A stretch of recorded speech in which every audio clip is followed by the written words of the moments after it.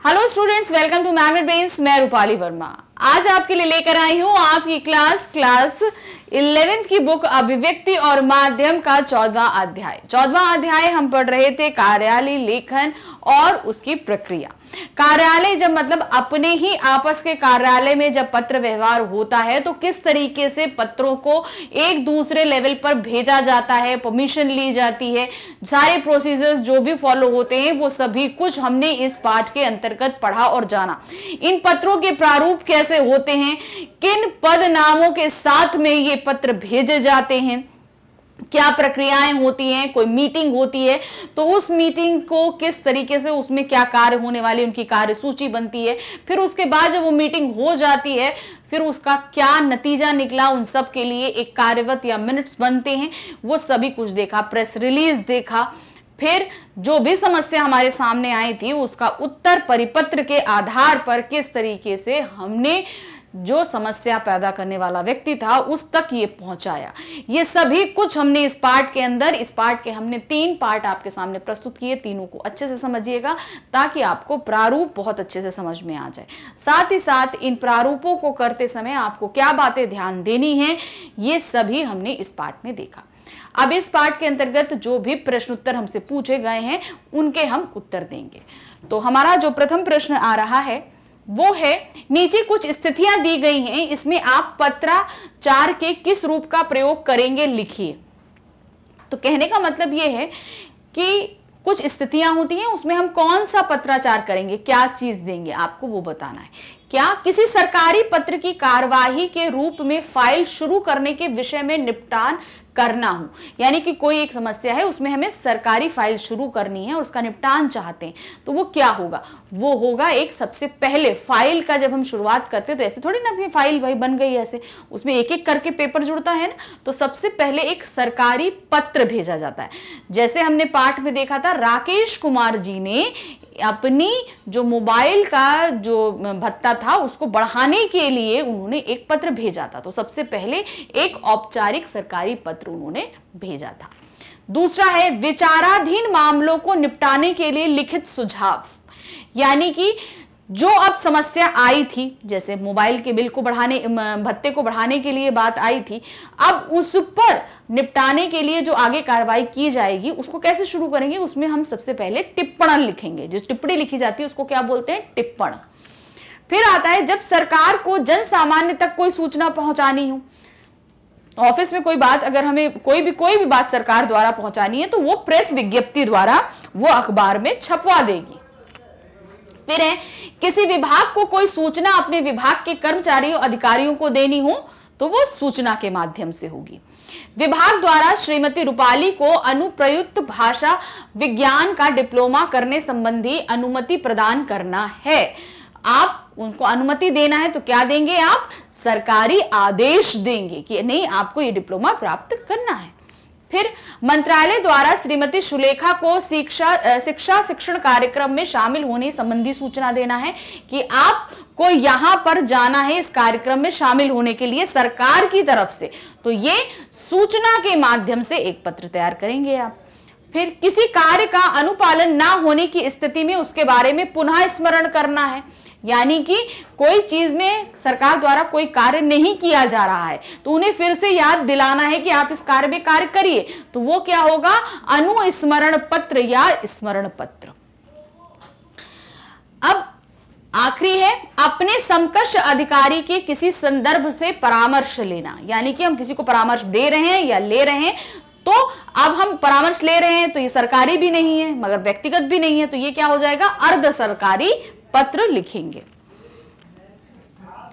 Question 2 यानी प्रश्न 2 हमसे क्या पूछा गया है, आप राजकीय प्रतिभा विकास विद्यालय में हिंदी के शिक्षक हैं, आप जो पत्र लिख रहे हैं, और जवाहरलाल नेहरू विश्वविद्यालय में एमफिल करना चाहते हैं, विभाग से एमफिल करने की अनुमति प्राप्त करने के लिए पत्र लिखिए। अब वो आप एमफिल करना चाहते हैं जवाहरलाल विद्यालय में तो आपको उसके लिए सबसे पहले अनुमति प्राप्त करनी है, तो अब आपको एक अनुमति पत्र लिखना होगा। तो इसको आप कैसे लिखेंगे, देखिए ऐसे लिखेंगे, सबसे पहले दिनांक, सेवा में प्राचार्य राजकीय प्रतिभा विकास विद्यालय नई दिल्ली, विषय जवाहरलाल नेहरू विश्वविद्यालय से एमफिल करने हेतु अनुमति के बारे में। मतलब हम जिस विद्यालय में काम कर रहे हैं, राजकीय विद्यालय में, उसी विद्यालय से हम अनुमति प्राप्त करेंगे कि हम दूसरे विद्यालय से एमफिल करना चाहते हैं। विषय दे दिया, शुरू किया हमने संबोधन के साथ में महोदय। आपसे अनुरोध यह है कि मैं आपके विद्यालय में हिंदी के शिक्षक पद पर कार्य करता हूं। मैं इस पद पर MA हिंदी शैक्षणिक योग्यता के आधार पर चयनित हुआ। मतलब इस पद में मैं MA हिंदी हूं, इसलिए मैं यहां पर चयनित हूं। आज तक मैंने अपने कार्य को सत्य, निष्ठा, कर्तव्य परायणता से निभाया है। मैं निरंतर अध्ययन करता रहा हूं। अब मैं अपनी शैक्षणिक योग्यता को आगे बढ़ाना चाहता हूं, इसलिए मैं जवाहरलाल नेहरू विश्वविद्यालय से MPhil करना चाहता हूं। महोदय, मेरा आपसे निवेदन है, आप मुझे इस विश्वविद्यालय से MPhil करने की अनुमति देकर कृतार्थ करें। मैं आपका सदा आभारी रहूंगा। तो आपका जो आप करना चाहते हैं वो आप चीजें इसमें लिख देंगे इस तरीके से। अब आप सबसे पहले धन्यवाद देंगे, फिर भव दिए, फिर अपना नाम, आप अपना पद नाम और पद नाम के साथ ही आप कहां कार्यरत हैं उस संस्थान का नाम भी देंगे। तो ये हमारा इस तरीके से हम एक लेटर लिखेंगे, जिसको हम एक क्या बोलेंगे, अनुमति पत्र, जिसे हम बोलते हैं कि हम अनुमति मांग रहे हैं। अब आ रहा है हमारे पास प्रश्न 3, विद्यालय में हुए पुरस्कार वितरण समारोह का कार्यवत तैयार कीजिए।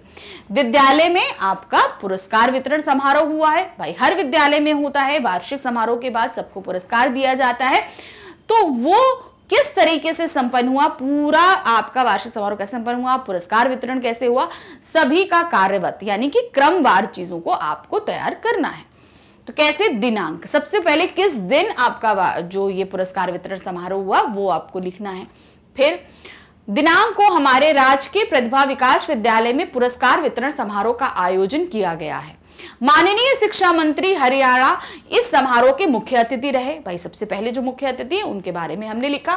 फिर समारोह सुबह 8 बजे प्रारंभ हुआ। मुख्य अतिथि महोदय ने इस समारोह का शुभारंभ किया। विद्यालय के प्राचार्य ने मुख्य अतिथि का स्वागत किया।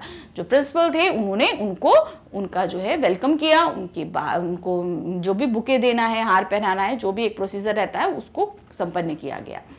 सर्वप्रथम 8वीं कक्षा के बच्चों द्वारा स्वागत गीत प्रस्तुत किया गया। उसके बाद 10वीं कक्षा के छात्रों ने नृत्य प्रस्तुत किया, जिससे समारोह में उपस्थित दर्शकों का खूब मनोरंजन हुआ। इसके बाद मुख्य अतिथि द्वारा विद्यालय के मेधावी विद्यार्थियों को पुरस्कार वितरित किए गए।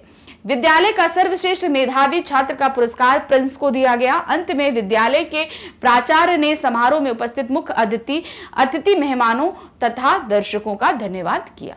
तो अब जिस तरीके से कार्यक्रम शुरू हुआ, हमें कार्यक्रम का ज्यादा ब्यौरा नहीं देना, क्रमानुसार जो जो कार्यक्रम संपन्न किया गया है वो हम लिखेंगे। कभी भी आपको कार्यवत कहीं का भी बनाना दिया जाए तो सबसे पहले किस दिन हुआ, कहां हुआ और कौन वहां पर सबसे हेड होगा, जो सबसे सम्मानीय होता है, उसके नाम के साथ हम शुरू करते हैं।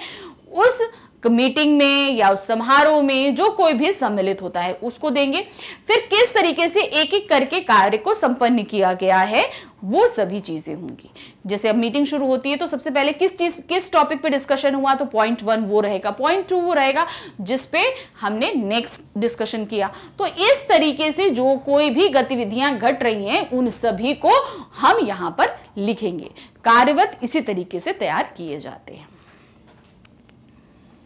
अब है प्रश्न 4।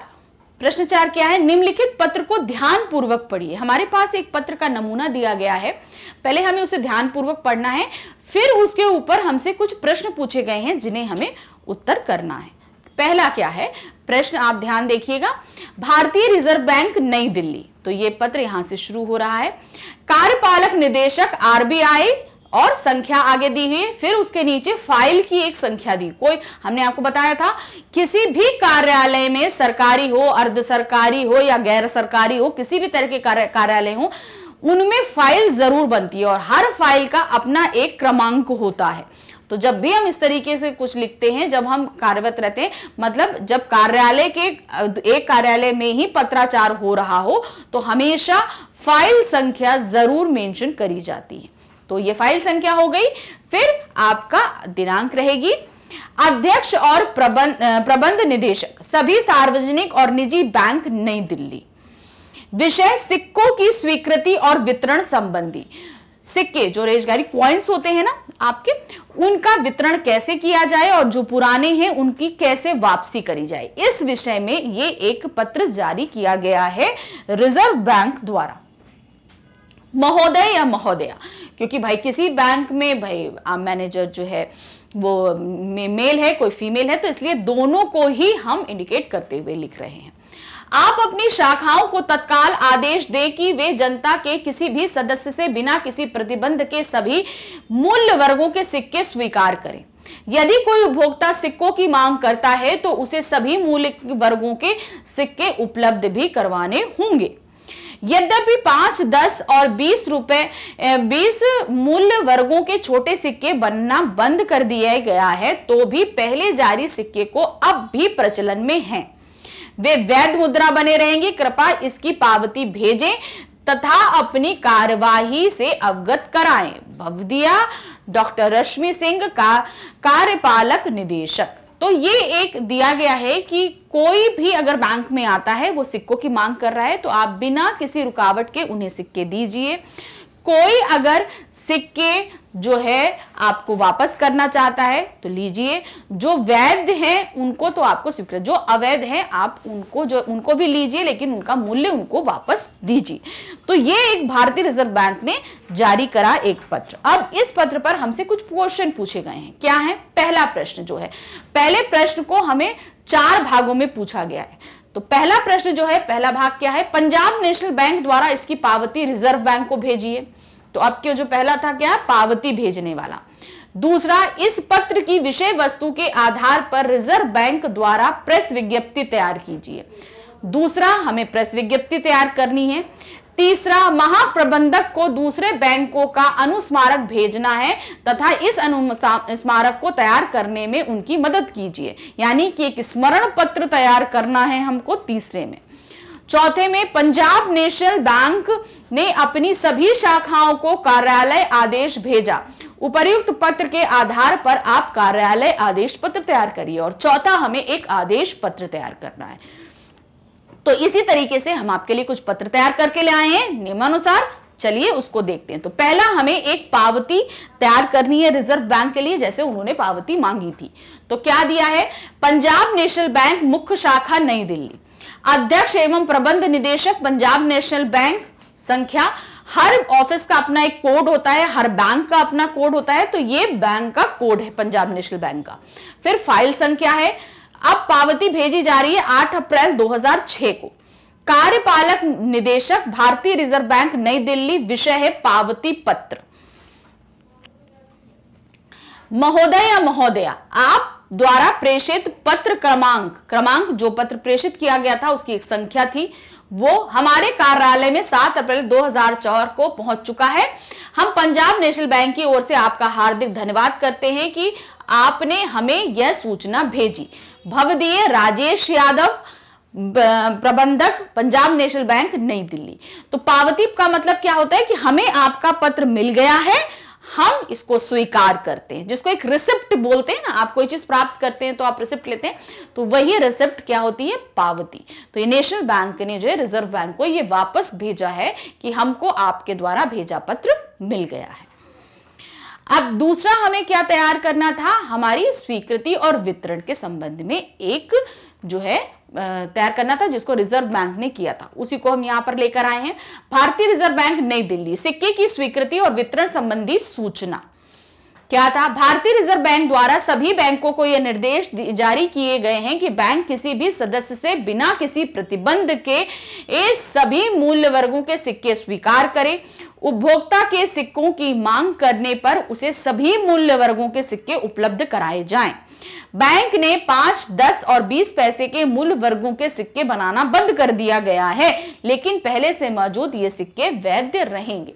मतलब नए बनाने उन्होंने बंद कर दिए, लेकिन पहले से जो मौजूद हैं वो स्वीकृत रहेंगे। तो ये हो गई हमारी एक प्रेस विज्ञप्ति जो भारतीय रिजर्व बैंक की तरफ से प्रेस में दी गई थी। अब आ रहा है हमारा तीसरा प्रश्न। क्या दिया है? भारतीय रिजर्व बैंक, यानी कि अब जो वितरण किया जा रहा है उसकी स्वीकृति हमें देखनी थी ना, वो वाला। नई दिल्ली, आपने सबसे पहले फाइल संख्या लिखी, फिर क्या आ रहा है, सेवा में प्रबंधक महोदय सभी सार्वजनिक और निजी बैंक नई दिल्ली। विषय सिक्के की स्वीकृति एवं वितरण संबंधी निर्देश। क्या निर्देश है जो था, महोदय कृपया उपयुक्त विषय पर इस कार्यालय द्वारा भेजे गए, आपकी फाइल संख्या, पत्र संख्या का स्मरण करें जो 6 अप्रैल 2004 को भेजा गया था। निवेदन यह है कि सिक्के की स्वीकृति और वितरण संबंधी कार्यालय के निर्देश पर विचार कर शीघ्र प्रभाव से स्वीकृति जारी की जाएगी। तो एक स्वीकृति पत्र भेजना था, ये वही स्वीकृति पत्र पे है। फिर भवदीय अशोक रावत, निदेशक भारतीय रिजर्व बैंक नई दिल्ली। तो जो स्वीकृति थी कि आपको भेजना है, वो स्वीकृति पत्र सभी बैंकों को भेज दिया गया है। अब कहा है क्या, अब पंजाब नेशनल बैंक की तरफ से लिखा जा रहा है। पंजाब नेशनल बैंक, उन्होंने अनुमति मांगी थी, मैंने अनुमति पत्र लिखना था। मुख्य शाखा नई दिल्ली, निदेशक पंजाब नेशनल बैंक, फाइल संख्या 10 अप्रैल 2006, प्रबंधक महोदय सभी संबंधित शाखाएं पंजाब नेशनल बैंक नई दिल्ली। विषय सिक्के की स्वीकृति और वितरण संबंधी निर्देश दिए जा रहे हैं। सभी बैंक, मतलब बैंक, नेशनल बैंक के हेड ऑफिस की तरफ से जितने भी उनके अंदर जितने भी बैंक उनकी शाखाएं हैं उन सभी को। महोदय महोदया, पंजाब नेशनल बैंक संबंधित शाखाओं को आदेश जारी किया जाता है कि अपनी अपनी सभी शाखा में सिक्के की स्वीकृति एवं वितरण संबंधी नई नियमावली का पालन किया जाए। उपभोक्ताओं से बिना किसी प्रतिबंध के सभी मूल्य वर्गों के सिक्के स्वीकार किए जाएं तथा उनकी मांग पर उन्हें सभी मूल्य वर्गों के सिक्के उपलब्ध कराए जाएं। 5, 10 और 20 पैसे मूल्य वर्गों के सिक्के भारतीय रिजर्व बैंक द्वारा वैध कर दिए गए हैं, लेकिन पहले जारी सिक्के जो अभी प्रचलन में हैं वे वैध मुद्रा बने रहेंगे। भारतीय रिजर्व बैंक ने नए सिक्के बनाना बंद कर दिया है। कृपया निर्देशों को स्वीकृति कर शाखा में तुरंत लागू किया जाए। तो मतलब रिजर्व बैंक ने नेशनल बैंक के हेड ऑफिस में पत्र भेज दिया था, इसकी पावती नेशनल बैंक ने वापस रिजर्व बैंक को भेज दी कि हमें आपका पत्र मिल गया। अब नेशनल बैंक के ऊपर ये क्या, पंजाब नेशनल बैंक के ऊपर क्या प्रेशर था कि अब इस आदेश को वो अपने सभी शाखाओं में सुचारू रूप से कार्यान्वित कराए। तो अब उन्होंने ये एक पत्र निकाला और ये पत्र अपनी सभी शाखाओं में भेजा एक अनुमति पत्र के रूप में कि आपको ये आदेश का पालन करना है। भवदीय कमल शर्मा, निदेशक पंजाब नेशनल बैंक नई दिल्ली। तो जिन्होंने जारी किया है उनका नाम नीचे आ जाएगा। अब उसी प्रश्न का हमारा जो हमने प्रश्न पढ़ रहे थे, उसी जो पत्र हमारे सामने था उसी के पे आधारित अब हमारा दूसरा प्रश्न पूछा गया। दूसरा प्रश्न हमारा 2 भागों में वितरित है। पहला क्या है, पंजाब नेशनल बैंक की भीकाजी कामा प्लेस और सफदरजंग कन्वेक्शन किंग अकाउंट से अभी भी रिजर्व बैंक को शिकायतें मिल रही हैं कि इन शाखाओं में सिक्कों को स्वीकार नहीं किया जाता है। इसलिए कार्यपालक निदेशक को पंजाब नेशनल बैंक के अध्यक्ष को एक अर्ध सरकारी पत्र लिखना है जिसे आप तैयार करेंगे। तो जो रिजर्व बैंक ने आदेश दिया था पंजाब नेशनल बैंक की भीकाजी कॉमा प्लेस की जो शाखा है वो इस बात को नहीं मान रही है, वो लोगों से सिक्के नहीं ले रही है। तो अब क्या करना है, एक अर्ध सरकारी पत्र लिखना है। अर्ध सरकारी पत्र में हमें क्या था, ना वो व्यक्तिगत होता है ना सरकारी होता है। इसका फॉर्मेट जो रहता है, जो प्रारूप रहता है वो अनौपचारिक पत्र यानी इनफॉर्मल लेटर की तरह रहता है। दूसरा प्रश्न जो पूछा गया है, पंजाब नेशनल बैंक के महाप्रबंधक को जब यह पत्र मिला तब वह अपने अधिकारी से इसका जवाब मांगता है। इस विषय वस्तु को ध्यान में रखते हुए सहायक और अधिकारी की टिप्पणी लिखें।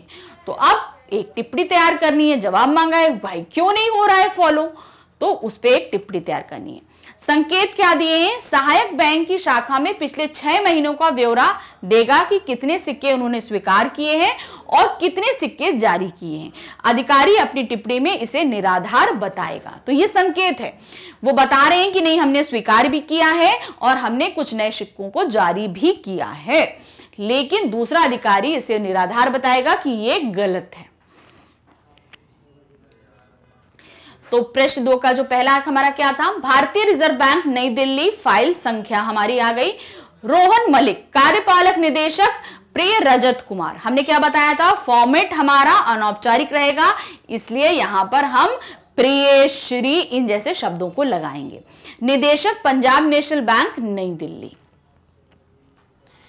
कृपया 6 अप्रैल 2006 और 14 अप्रैल 2006 को भेजे गए पत्रों का स्मरण करें जो आपको अपनी शाखा में सिक्कों की स्वीकृति का और वितरण सूचना के लिए थे। आपसे अनुरोध है कि आपकी शाखा अशोक विहार और आनंद विहार से अभी तक भी उपभोक्ताओं की निरंतर शिकायतें आ रही हैं। मैं आपसे पुनः अनुरोध करता हूं कि आप पहले भेजे गए पत्र को में निर्देशित नियमों का उचित पालन करें। धन्यवाद। आपका रोहन मलिक। तो ये क्या था, एक इनफॉर्मल लेटर के रूप में था कि आपको जो आदेश दिया गया है कृपया करके उसको फॉलो कीजिए। क्यों? क्योंकि आप फॉलो नहीं कर रहे हैं। तो ये एक अर्ध सरकारी पत्र इसलिए लिखा गया है समझाते हुए, क्योंकि सरकारी पत्र आता तो वो दंड के रुमा में हो जाता। अर्ध सरकारी पत्र का मतलब है कि आपको समझाया जा रहा है कि आपने वो जो पालन आदेश दिया गया था उसको आप पालित नहीं कर रहे हैं, कृपया करके उसका पालन करिए। अब उसी में एक टिप्पणी लिखी गई थी, आपको टिप्पणी लिखनी थी। बताया था कि नहीं, आप इसको फॉलो नहीं कर रहे हैं तो उस पर एक हमें टिप्पणी तैयार करनी थी। तो क्या था, यह टिप्पणी भारतीय रिजर्व बैंक के निदेशक द्वारा भेजे गए पत्र क्रमांक से संबंधित है जिसमें सिक्कों के स्वीकृति और वितरण संबंधी निर्देशों के पालन करने का आग्रह किया गया था। यह भी विचारणीय है कि हमारी शाखा इस पत्र के अनुसार अपनी शाखा के निर्देशों को शीघ्र स्वीकृत कर उनकी पालना की है। पिछले 6 महीनों में हमारी शाखा ने 5, 10 और 20 मूल वर्गों के लगभग 90,000 सिक्के स्वीकार किए हैं। इसके साथ ही 3 लाख सिक्कों के लगभग नए जारी किए हैं। हमारी शाखा ने इन निर्देशों का पालन तो किया है, लेकिन ये शिकायतें बिल्कुल निराधार हैं, क्योंकि इससे उपभोक्ताओं और अधिकारियों को अनेक परेशानियों का सामना करना पड़ता है। विचारार्थ प्रस्तुत है किसके? रजत कुमार, सहायक मुख्य अधिकारी के। तो अब ये जो टिप्पणी लिखी गई, क्या उनके ऊपर एलिगेशन लिखाया गया कि आप जो है पालन नहीं कर रहे हैं। तो अब इस जो अर्ध सरकारी पत्र आया था इसके ऊपर एक टिप्पणी लिखते हुए भीकाजी कॉम्प्लेक्स के बैंक की तरफ से, पंजाब नेशनल बैंक की जो भीकाजी कॉम्प्लेक्स की जो शाखा थी उसकी तरफ से ये टिप्पणी लिखी गई है कि जो आपने हम पर एलिगेशन लगाए हैं वो निराधार हैं, यानी जो आरोप लगाए हैं वो निराधार हैं, इनका कोई बेस नहीं है। हमने 90,000 पुराने सिक्के स्वीकार किए हैं और 3 लाख नए सिक्के हमने वितरित भी किए हैं। तो ये इस तरीके से टिप्पणी उस अर्ध सरकारी पत्र के ऊपर करी गई। तो ये कुछ प्रश्न थे जिन्हें हमने आपके सामने उनके उत्तरों को पेश किया। तो ये प्रश्न उत्तर यहीं समाप्त हुए। आप अगर किसी और पार्ट के या किसी और सब्जेक्ट के किसी भी समरी को, प्रश्नोत्तरों को देखना चाहते हैं, आपको समझ नहीं आ रहा है, तो आप आएंगे हमारी वेबसाइट magnetspain.com पे। यहाँ पर देखेंगे कि क्लास किंडरगार्टन से लेकर 12th तक की सभी क्लासेस अवेलेबल हैं। आपको सिर्फ अपनी क्लास चूज करनी है, जिस भी क्लास में है आप उस पर क्लिक करेंगे तो क्लिक करते ही उस क्लास में जितने भी सब्जेक्ट्स पढ़ाए जा रहे हैं वो आपके सामने होंगे।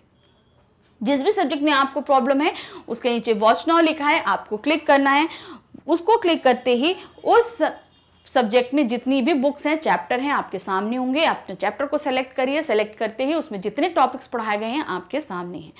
आपने टॉपिक को सिलेक्ट करते ही आपका वीडियो स्टार्ट हो जाएगा। वीडियो देखिए और अपने सभी डाउट्स को क्लियर कीजिए। लेकिन हाँ, साथ ही हमारे चैनल को लाइक, सब्सक्राइब और शेयर करना बिल्कुल नहीं भूलिएगा। Thank you for watching. Bye bye.